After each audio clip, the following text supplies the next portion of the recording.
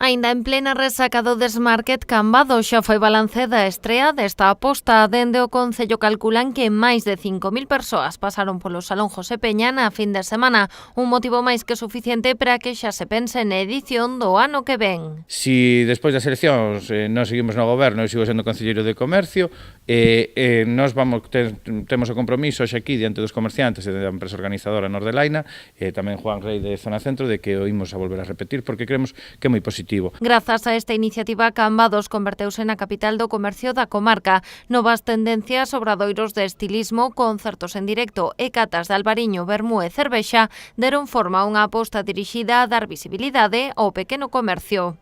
Para las ventas vino fenomenal, para el pequeño comercio, y la verdad que se vuelve a repetir. Nos unimos, no hubo competencia entre nosotras, nos unimos más, lo que es el pueblo, las comerciantes, y espero confiar otra vez en el ayuntamiento y que para la próxima temporada que nos dejen otra vez promocionar nuestro pequeño comercio, que nos hace mucha falta. Creemos que quedaron contentas porque xa non por afluencia de público, tamén por ventas e por promoción, e sobre todo pola unión que se creou ali e polo ben que o pasamos. A nosa idea era apoiar e fomentar o comercio local en Cambados, e pensamos que nese sentido pois foi moi positivo, e ojalá se repita, moitas máis, canto máis grande, pois mellor, intentando mellorar sempre cada ano.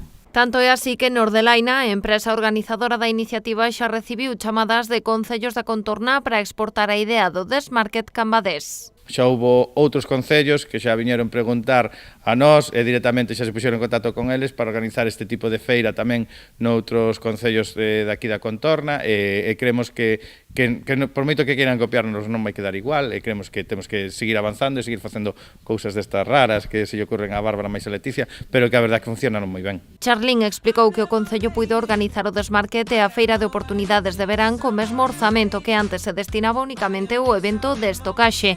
Todo grazas á retirada da carpa que acolleu os stands dos diferentes comercios.